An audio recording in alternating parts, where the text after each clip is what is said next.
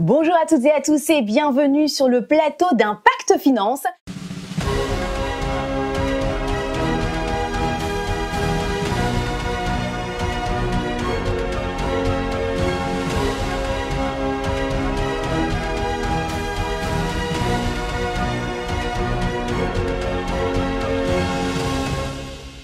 L'émission qui parle de vos finances avec un autre regard et surtout qui vous communique des clés pratiques pour vivre l'abondance et la partager.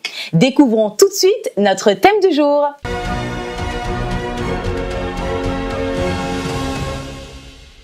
Vous l'avez découvert, notre thème du jour, la place de la femme dans les affaires. Et pour ce faire, je serai accompagnée tout au long de cette émission de Gervane. Bonjour Gervane. Bonjour Sandrine. Comment vas-tu? Excellemment bien, et toi? Très bien, très bien. Alors Gervane, on va pas trop tarder, on reçoit une invitée spéciale aujourd'hui. Il s'agit de... Madame Ika de Jong. Voilà. Bonsoir mesdames, bonsoir. Comment allez-vous, Ika de Jong? Merci, c'est un plaisir d'être sur votre plateau. Merci pour l'invitation. Merci en tout cas bien d'avoir accepté l'invitation, c'est vraiment un plaisir. Et voilà, votre vie, votre témoignage, j'ai envie de dire, nous a inspiré. Et ce pourquoi, on a souhaité vous inviter sur le plateau d'Impact Finance. Merci pour cet honneur et je suis là. C'est une bonne chose. Alors, c'est vrai que nos chers internautes ont pu voir que nous avons présenté, en tout cas mis ici devant les livres, le livre de Ika de Jong qui s'intitule J'y ai cru.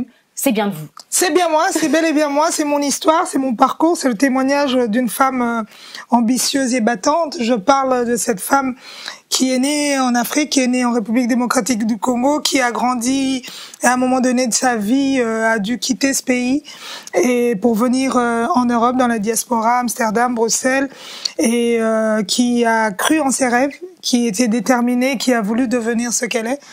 Et qui s'est lancée dans le journalisme et puis dans l'entrepreneuriat aussi. Et aujourd'hui, je suis CEO d'un bureau de consulting qui fait la communication digitale, le marketing, l'événementiel et le connecting people. Et voilà, je suis maman de 3 enfants et je raconte un peu mon histoire. Je parle de ce parcours, mon retour en Afrique. Il y a beaucoup. Il y a beaucoup. À un moment donné, quand ça commence à sortir, voilà, on y va. On avait envie encore de vous écouter, etc. Alors, vous l'avez très bien introduit, journaliste, chroniqueuse, présentatrice, maîtresse de cérémonie, consultante en communication, écrivaine, tant de casquettes. Ouais. Mais on a juste envie de se dire, Gervane, mais comment est-ce que vous faites? Comment est-ce que je fais? C'est l'amour du travail bien fait. Je suis déterminée, je ne lâche rien. Je sais ce que je veux et je sais ce que je veux atteindre comme but. Et je me dis toujours, quand je me lève chaque matin, je me dis je veux donner encore le meilleur de moi-même et être sûre de fournir toujours quelque chose de nouveau et quelque chose de plus. Et c'est pour ça que je ne lâche rien et je reste. Et j'ai la main de Dieu sur moi. Ah oui, ça c'est très bien dit.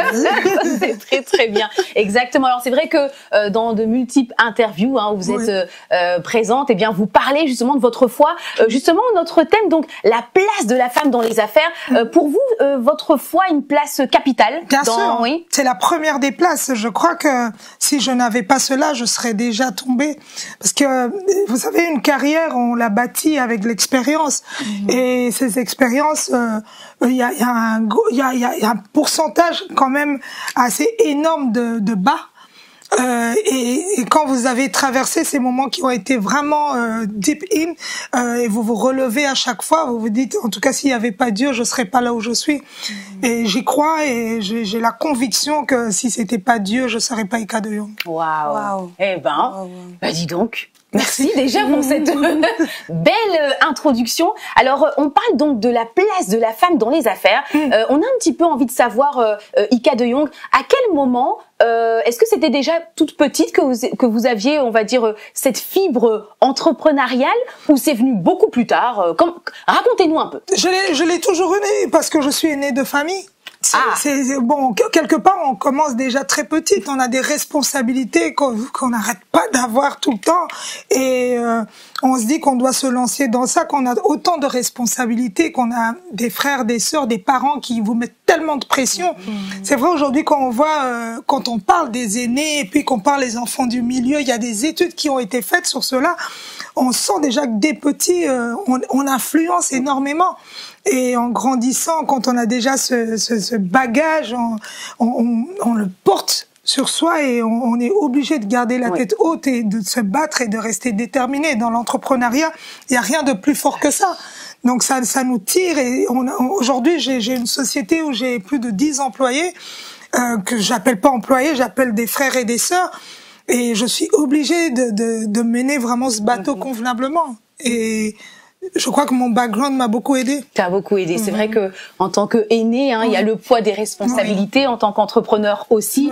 Donc c'est une chose. Alors c'est vrai que nous sommes sur le plateau d'Impact Finance. On aimerait savoir un petit peu en détail quelle a été votre première activité, on va dire entrepreneuriale. Ma première activité, j'ai commencé d'abord je me rappelle quand j'avais mon premier salaire, mon tout petit salaire que je gagnais quand je faisais le babysitter.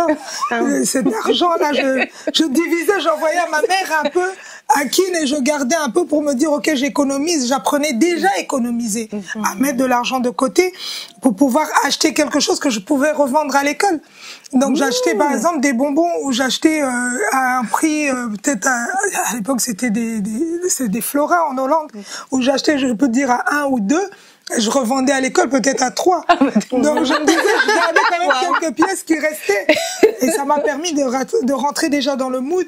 Mais après, quand je parle vraiment de société, j'ai créé une web TV avec mon frère Toubadelo. Et à travers ça, petit à petit, on a commencé à en faire un business carrément. Parce que on vendait de la publicité, on vendait de la com. Et on faisait payer. Oui. Et donc tout est allé... Vous avez commencé par ça, tout à fait, la chaîne de télé. D'ailleurs, bon, aussi, on vous suivait déjà. Merci. Vous avez bien la chaîne d'Ika de Jong. Et justement, eh bien, on parle de la place de la femme. Est-ce que déjà dans le milieu des médias, par exemple, pour vous, ça a été peut-être difficile, on va dire, de démarcher, parce que vous disiez donc que vous proposiez de la publicité, etc., ou même un concept, un programme. Est-ce que c'était difficile ou pas? En tant que femme. Bon, en tant que femme, c'est vrai que la femme, elle a la tchatch. Elle a quelque chose en elle. Quand elle vient avec un produit, elle est déterminée, elle sait ce qu'elle veut vendre. C'est différent d'un homme. Et souvent, quand une femme est devant un challenge, elle lâche pas. Moi, en tout cas, mon caractère à moi, je pars pas tant que j'ai pas le oui. Donc, on me ferme une porte la première fois, la deuxième fois, la troisième fois, mais je reviens après la troisième porte fermée. Et quand je viens, je sais ce que je veux. Et à un moment donné, vous allez vous dire, mais bon, je vais l'écouter maintenant. C'est bon. Elle est quand même déjà passée 3 fois, je l'écoute. Ça n'a pas toujours été évident, surtout dans le milieu des médias. Mais quand on a dans son subconscient une force de ne rien lâcher, de se battre. Je parle dans mon livre aussi de l'expérience avec Samuel Eto'o. J'ai écrit plusieurs mails, je peux même pas compter. Et j'avais toujours des refus et des noms. Mais j'ai rien lâché. Et le jour où j'apprends qu'il organise les 10 ans de sa fondation en Italie, en Turquie, je réécris. Et là, j'ai un oui, on me demande de venir, mais on me dit tout est payé, vous allez payer vous-même. Mais on prend un vol, ce sont nos économies. Donc c'est beaucoup de sacrifices, on partage un McDo. Donc vous imaginez un hamburger qu'on partage à 2, des frites qu'on partage à 2. C'est pas évident, mais bon, on savait ce qu'on voulait. Et aujourd'hui, je peux me permettre, j'ai pas besoin de venir me présenter quelque part. Je rentre avec mon nom et on m'ouvre les portes. Donc c'est un travail où je me suis accrochée, j'ai rien lâché. Je me suis dit j'y vais et j'atteindrai ce but. Exactement. Et ça me fait penser dans la Bible à ce passage, eh bien, de cette femme qui, eh bien, va vers le juge inique, qui est bien justement, elle supplie, et à force de persévérance, et elle dit bon, écoute. C'est bon, je te donne ce que tu veux, tu as droit à voilà ce que tu veux parce que justement il y a cette notion de persévérance. Et pour vous, Ika de Jong, c'est important d'encourager les femmes à persévérer, à ne rien lâcher. C'est clair, c'est un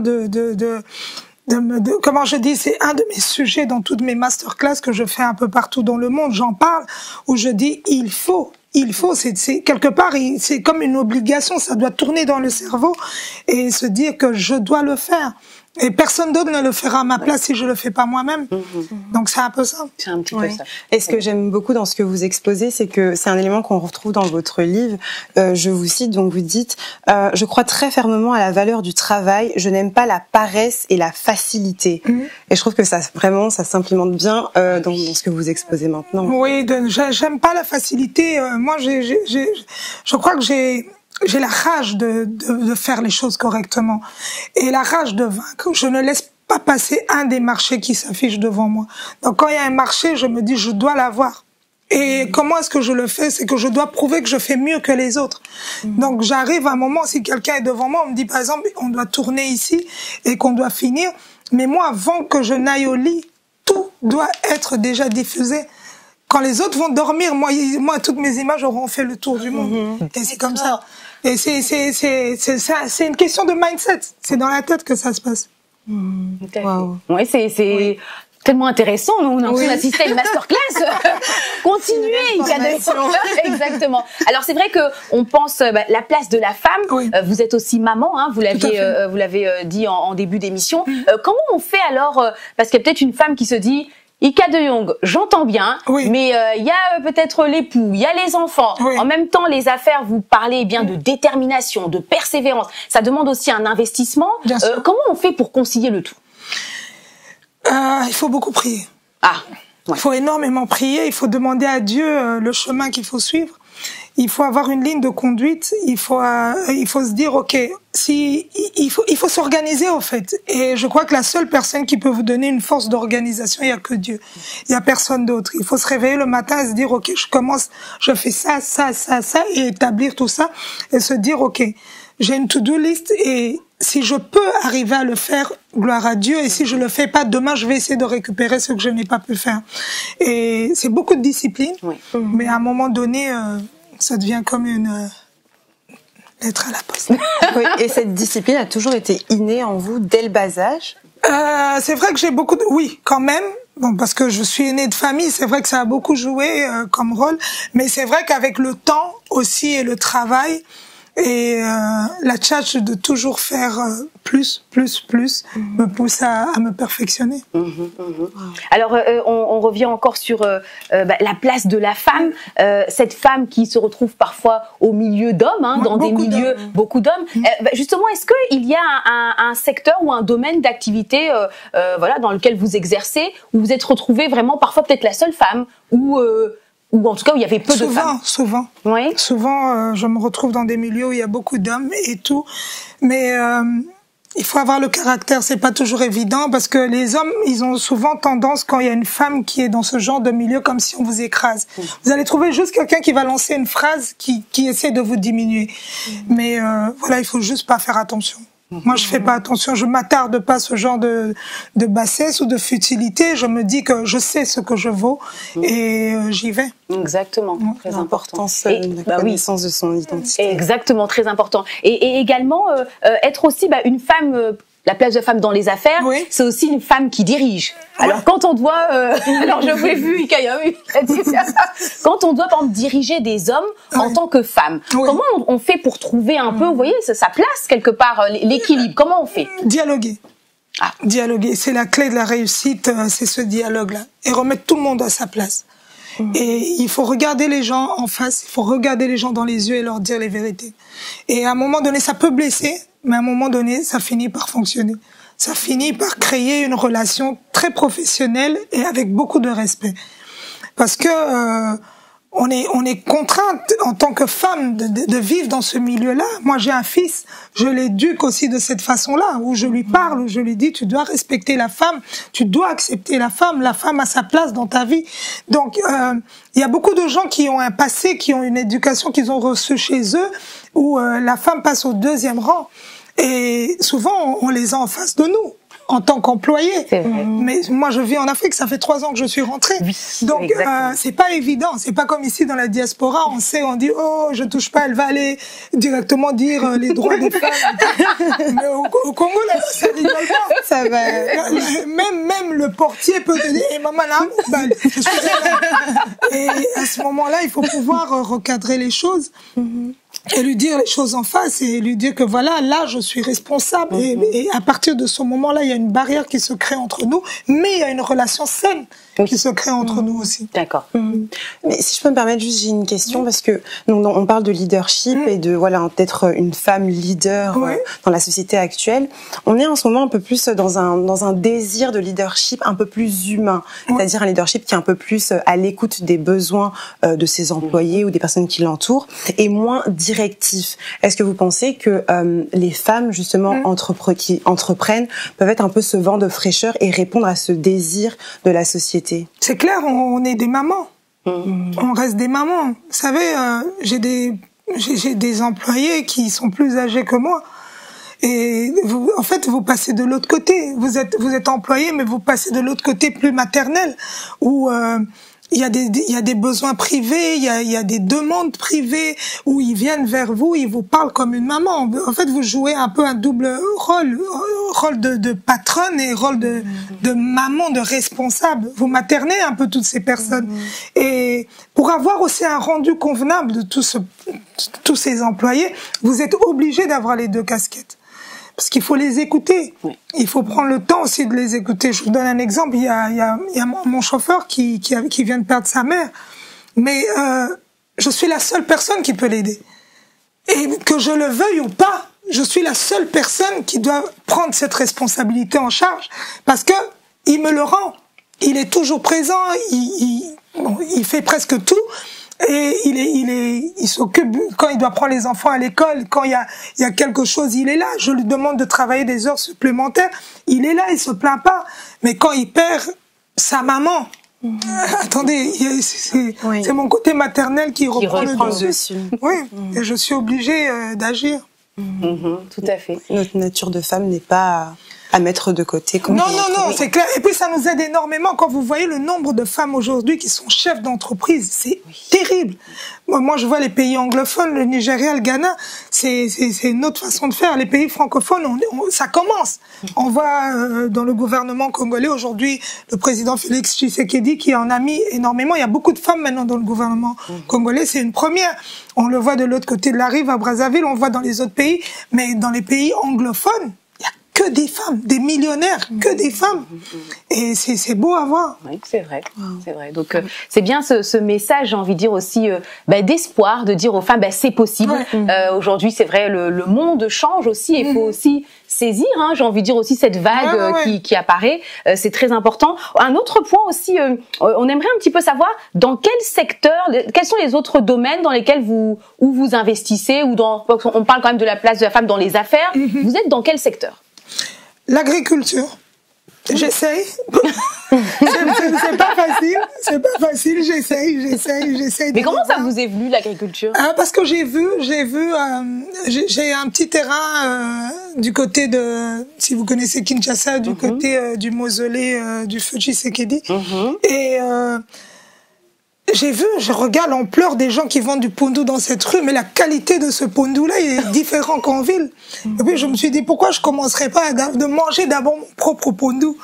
Et puis à un moment donné, de me lancer aussi dans autre chose. Donc petit à petit, on regarde. Oui, on essaie de se lancer dans ça. Bon, j'ai commencé, mais je sais qu'il y a de l'avenir dans l'agriculture. D'accord, donc vous avez vu et vous avez dit, allez, je dois manger mon propre pondu. Alors ça me fait penser justement à Proverbe 31, 16 à 18 qui nous dit, on parle de la femme vertueuse, elle pense à un champ, alors elle achète du fruit de son travail, elle plante une vigne, avec plein d'énergie, elle se met à l'œuvre de ses bras affermis, elle constate que ses affaires marchent bien, jusque tard dans la nuit, sa lampe est allumée. Alors j'ai lu un peu jusqu'au bout parce que j'aimais bien jusque tard dans la nuit sa lampe est allumée, et vous aviez dit justement que quand vous aviez commencé votre chaîne de télé, vous disiez non jusqu'au soir, donc c'est vraiment biblique tout ça. Oui, non, en tout cas la vie est biblique. Très intéressant. Alors Ika de Jong, donc il y a les médias, la communication, le consulting, l'agriculture. Il y a un autre domaine aussi. J'ai une fondation.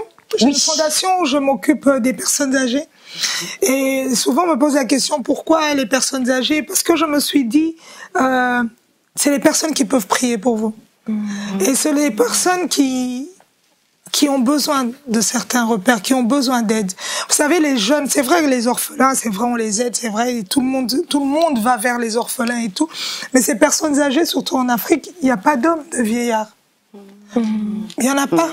On les laisse comme ça, ils vieillissent, après on les traite de sorciers et tout, parce qu'on ne sait pas les aider, au fait, c'est la seule chose.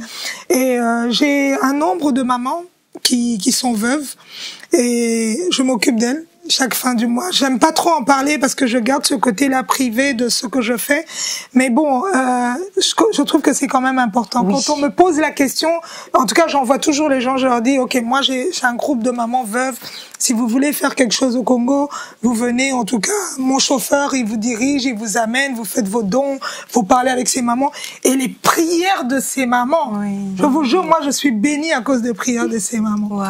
Parce que chaque fin du mois, vous avez une dizaine, une vingtaine de mamans veuves qui citent votre nom.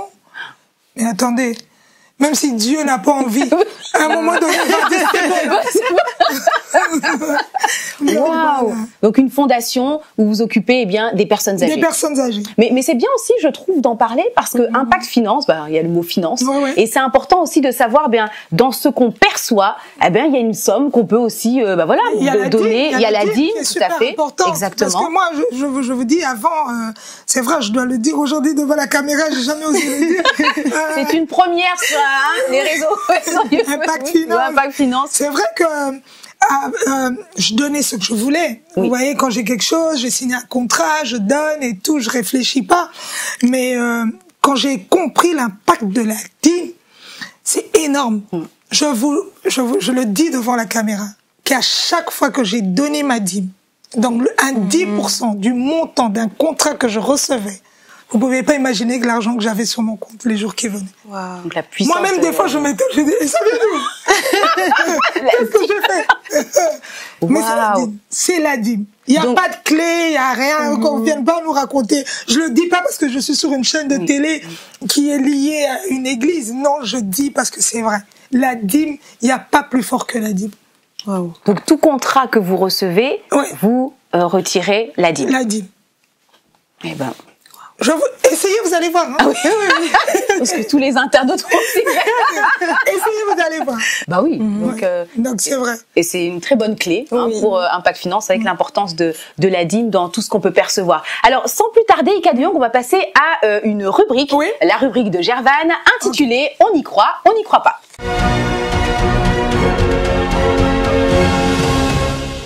Alors, Ika de Jong, on y croit, on n'y croit pas, c'est une rubrique qui est mise en place afin de venir démanteler un petit peu les systèmes de pensée, toutes les idées reçues que nos téléspectateurs peuvent avoir concernant un sujet en particulier.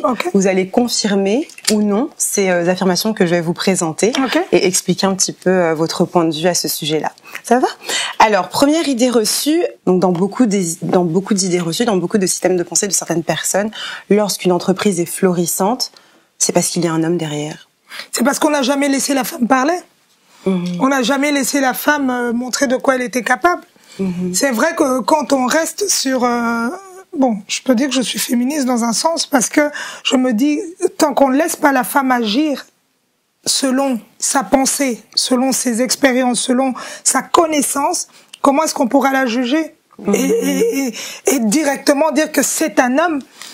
Je crois qu'on peut le dire. C'est vrai que la plupart des temps, ça a toujours été un homme. Mais il faut donner le temps au temps et il faut donner cette place à la femme de pouvoir aussi s'exprimer. D'accord, oui, tout à fait. Merci beaucoup. Donc, autre idée reçue que nous avons pu obtenir lors de la préparation de cette rubrique, donc toujours dans ce même courant par rapport à la femme qui entreprend. Pour assurer ma réussite, il est préférable que je me lance dans un domaine qui concerne en priorité la jante féminine. Un domaine. Dans un domaine. Donc un domaine, un secteur d'activité. Je commence même à transpirer.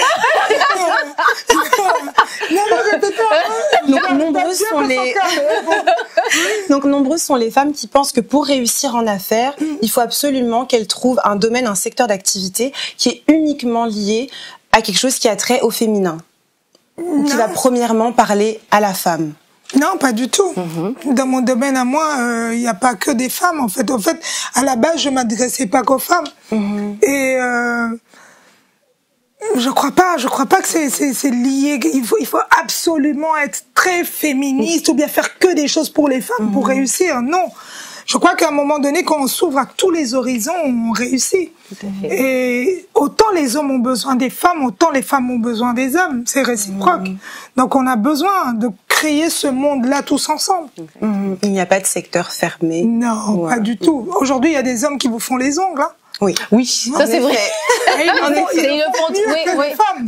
Il y a des hommes qui maquillent mieux que les femmes, sans être efféminés, s'il vous plaît. Parce qu'on souvent on essaye de cataloguer ces hommes qui le font et tout. Non, des hommes qui le font vraiment tellement bien et où on se dit waouh, mais ce sont des hommes. Il y a des femmes qui sont mécaniciennes. Oui. Attends, qui vous réparent une voiture plus qu'un homme. Donc voilà. Wow. Alors dernière idée reçue que j'ai donc à vous proposer. Donc c'est je dois en tant que femme en désirant me lancer dans le milieu des affaires, je dois absolument développer et travailler mon charisme tout autant que mes capacités et connaissances intellectuelles. Est-ce que la place du visuel, du physique et de l'aspect charismatique a autant de place lorsque c'est une femme qui se présente dans le milieu des affaires? Ça joue un rôle. C'est important. Oui. C'est important, c'est votre façon de vous vendre. Je le donne comme exemple aussi quand je fais mes masterclass, je le dis, il faut bien vous vendre en fait. En fait, vous ne gagnez que ce que vous vendez. Vous pouvez pas venir attendez, vous me recevez aujourd'hui parce que j'ai bâti cette carrière. Sinon, je serais jamais passée ici. Voilà, j'ai vendu cette image d'une femme qui travaille, qui se bat, qui se lève chaque matin. Et voilà, la femme. Mais si vous n'êtes pas prête et psychologiquement et physiquement, je suis désolée, c'est pas lié à une beauté, mais c'est lié à la façon de se vendre. Tout à fait. Donc voilà, c'est super important. C'est super important. Il faut savoir où on va. Je donnais un exemple dernièrement, je disais c'est un exemple, mais voilà, ça n'a rien à voir avec la marque en question. Au début, quand je signais mes contrats, je signais avec un stylo Bic. Bic. Mais à un moment donné, quand je me suis dit, un de mes salaires, je me suis dit, je vais m'acheter un vrai Bic Mont Blanc. Et à ce moment-là, je signerai mes contrats avec un Bic Mont Blanc. C'est une satisfaction intérieure. À un moment donné, quand je tiens mon stylo, que je signe un contrat avec ce Bic-là, je me dis, je suis arrivée quelque part. Donc c'est un rêve d'enfant, c'est un rêve de jeunesse, un rêve qu'on se dit, ok, j'ai réalisé un rêve. Donc je crois que c'est lié à tout. Dieu a créé une femme. Attends, femme. Il faut que ça aille avec. Donc une partie vraiment à ne pas négliger. Non, il faut surtout pas négliger, surtout pas. Quelqu'un qui viendra vous dire que non, c'est pas vrai. C'est pas vrai. C'est pas vrai du tout. La femme doit être femme. Merci beaucoup en tout cas pour ces réponses et je pense que assurément des systèmes de pensée ont été vraiment démantelés et redimensionnés. Merci.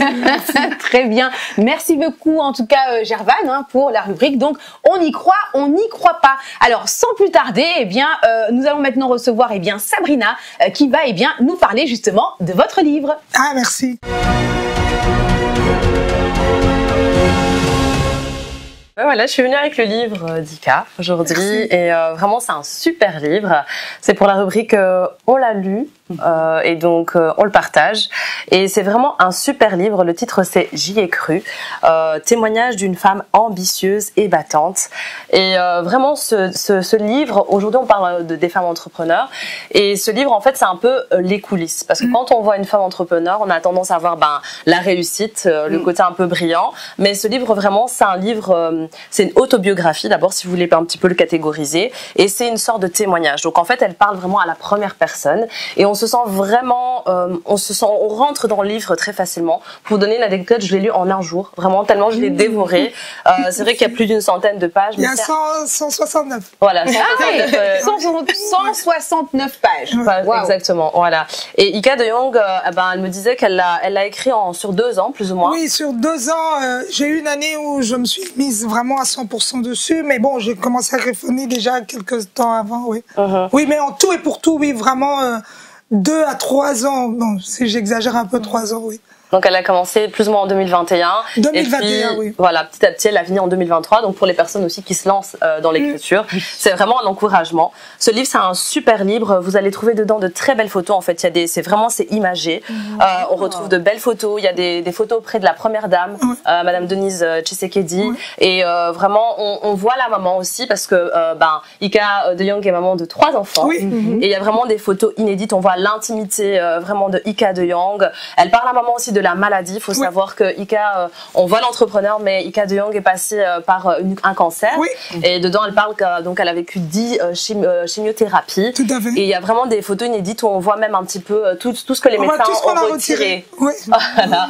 C'est vraiment un super livre. J'encourage vraiment à le lire. C'est un livre, au début, vous faites une dédicace par rapport à la jeunesse. Donc, mais c'est un livre qui peut vraiment toucher tout le monde. C'est-à-dire, autant vous êtes une future entrepreneur, vous avez l'ambition de pouvoir entreprendre. Autant vous êtes un jeune, vous êtes là, vous avez des rêves, parce qu'ici en fait vraiment ce qu'on voit c'est le rêve, la rage de l'ambition. Et donc c'est un super livre à vraiment conseiller. Il est disponible sur Amazon. Il est sur Amazon. Ça se voit que vous l'avez lu. Il est sur Amazon et j'ai la chance et la grâce qu'il soit ici en Belgique à ICC, dans la librairie. Et sinon, à Kinshasa, il est dans la librairie La Maison du Savoir. Il est à l'hôtel Sultani, il est au Showbuzz. Et il y a la nouvelle galerie La Fontaine. À Kinshasa, c'est un peu le nouveau Dubaï. Donc, il est aussi là et vous savez la voir. Wow. Et donc c'est vraiment le portrait du côté humain, vraiment on rentre dans les coulisses, vous verrez vraiment il y a de très très très belles choses, c'est vraiment un livre qu'on encourage et vraiment c'est à lire, c'est à conseiller, c'est un super livre. Eh bien, en tout cas on a juste envie de se l'arracher et de le lire, donc on n'oublie pas, merci beaucoup en tout cas Sabrina, merci à vous pour la rubrique et en tout cas tu as très bien, nous a donné un teaser là qui nous donne envie juste d'aller rapidement lire le livre. Merci à Sabrina pour la rubrique. Eh bien, on l'a lu, on le partage. Merci. Pour plus d'informations, n'hésitez pas à suivre l'émission Le Cœur du Livre parce que je suis animatrice et on a vraiment été en profondeur. Donc Le Cœur du Livre, vous pouvez le trouver sur YouTube, donc sur la radio Direct Impact. Et si vous voulez vraiment aller plus en profondeur, on en parle. Voilà. Exactement. Merci beaucoup. Merci beaucoup, Sabrina. À très bientôt. Merci. À bientôt. Eh ben dis donc, quel livre. Alors justement pour vous c'était important de relater par exemple ce passage par la maladie. C'était important pour vous de raconter vraiment votre histoire dans son entièreté. C'est ma première motivation en fait parce que j'ai eu un one-to-one avec mon Dieu. Et j'ai promis à mon Dieu, j'ai dit, ok, je suis un personnage public, les gens me connaissent, mais j'ai pas besoin d'étaler ma vie, j'ai pas besoin que les gens aient pitié de moi. C'est pas parce que je suis malade qu'on va commencer, Ika. Non. J'avais besoin de créer et de tisser ce lien entre mon Dieu et moi et de lui parler comme un frère, comme un ami, comme quelqu'un qui est constamment dans ma vie. Et j'ai traversé cette maladie et ça m'a rapproché de mon Dieu. Vous savez, je vais pas tous les jours à l'église. C'est vrai, je vais à ICC à Kinshasa, je vais dans les églises, j'écoute, je regarde sur mon téléphone et tout, mais je suis souvent bookée les week-ends. Donc c'est difficile d'aller à l'église. Mais cette maladie m'a permis de me rapprocher de Dieu et de beaucoup parler à mon Dieu. Et je lui avais promis, j'ai dit, je vais pas faire une vidéo avec mon téléphone parce que c'est vrai, on va la voir et puis ça va passer dans les oubliettes. J'avais besoin de pérenniser la grandeur de Dieu. Et en écrivant ce livre, je me suis dit que même les années à venir, les gens comprendront que si Dieu a pu faire cela dans ma vie, il a fait aussi dans la vie des autres. Amen. Il peut le faire aussi dans la vie des autres. Et ce qui était important, c'est que il fallait que ça passe par quelqu'un comme moi. Pour qu'aujourd'hui je puisse le témoigner. Vous savez, les gens qui vont toujours à l'église, on se dit ouais ça va, ouais voilà Dieu l'a béni parce qu'elle va à l'église et tout. Mais il fallait que ça passe par quelqu'un comme moi qui côtoie tout le monde. Et pour que je puisse partager la grandeur de ce Dieu. Et c'est fait. J'y ai cru et là. Et je me dis que je dois rajouter encore beaucoup de choses parce que j'ai pas tout dedans. Donc voilà. Sabrina l'a bien décrit et voilà, tout y est et voilà. D'accord. Et une question comme ça qui vient rapidement à l'esprit. Est-ce que dans cette phase-là, on va dire, de maladie, est-ce qu'on a envie, même puisque vous êtes entrepreneur, est-ce vous avez eu envie à un moment de tout lâcher, de tout laisser, les affaires et se dire, comment vous avez su gérer en même temps les affaires et voilà la situation où le corps était atteint? En tout cas, au début, c'est vrai, quand on apprend la nouvelle, un cancer, c'est énorme comme maladie, c'est lourd. Et puis, au début, on se dit, voilà, je lâche tout. C'est bon, je sais pas, peut-être je vais mourir dans les jours à venir et tout. Et petit à petit, on se lance dans cette chimio et on croit en cette médecine parce que la médecine évolue et on se dit que voilà, est-ce que je laisse, est-ce que je continue? Moi, je venais de m'installer à Kinshasa, je venais de lancer ma société, je venais de ramener mon fils pour étudier là-bas. Les grandes étaient ici et j'ai continué. Je sais pas, Dieu a fait les choses comme il a fait. J'ai signé un contrat avec la banque Equity comme ambassadrice. Ça m'a permis de couvrir dans les frais. cette période-là. Oui, non, ça s'est passé juste avant. Juste avant. Et puis j'ai eu plein de contrats en étant malade. Mais vous pouvez pas imaginer. J'avais des contrats où il fallait communiquer sur ça et ça et ça et ça. On n'avait pas besoin de présentiel, donc je le faisais. Et moi j'ai beaucoup de photos, donc je publiais. Mais les gens, il y a personne qui a su que j'étais malade. Les gens le savent maintenant, depuis que le livre est sorti. Il y a personne qui a su qu'en 2022, de janvier à septembre, j'étais entre deux chimios. Je prenais l'avion, j'allais prester, je revenais. Donc je revenais, je partais, je revenais. Et puis voilà, c'est un peu ça. Mais avoir eu cette envie de tout lâcher, non. Non. Vous saviez que non, aussi, Dieu vous a appelé aussi à faire des choses et à tenir aussi jusqu'au bout. Ouais, je savais que ce que je fais maintenant devait arriver. Waouh. Eh ben. Je savais que ça devait passer par moi. Vous savez, il y a un lien que vous tissez avec votre Dieu. Vous savez, c'est pas le fait de tout le temps crier Jésus, Jésus, Jésus qui est la clé de la solution. C'est le one-to-one que vous avez avec vos dieux. Et je crois qu'avec moi, c'est mon meilleur ami. Dis donc, waouh! Mais c'est sur ces belles paroles, mon meilleur ami, mon meilleur ami, eh bien qu'on va se quitter. Merci beaucoup. Merci en tout cas. Merci beaucoup. C'était vraiment un plaisir de vous écouter, de vous recevoir.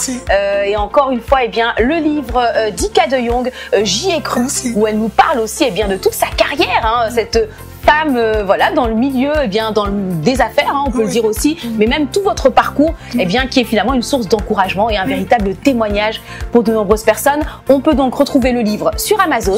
Voilà. Et puis ici, la librairie, d'ici même à ICC Bruxelles, vous pouvez également vous procurer le livre. Sur ce, nous allons nous quitter. Merci. Merci beaucoup pour ce moment. Merci pour votre professionnalisme et en tout cas vos studios. Il n'y a rien à envier. Je ne citerai pas les noms. D'accord. Mais non, Dika de Jong, célèbre journaliste, c'est un plaisir. Bravo, et vous le faites tellement bien. Merci infiniment, Ika de Jong. Merci également à Gervane. Merci Sandrine, un moment très agréable. Très très agréable. En tout cas, on va réécouter l'émission pour réécouter ces bonnes clés qui ont été communiquées. Vous qui vous avez suivis, merci encore d'être fidèles aux émissions Impact Finance. Et n'oubliez pas, Impact Finance, vivre l'abondance et la partager.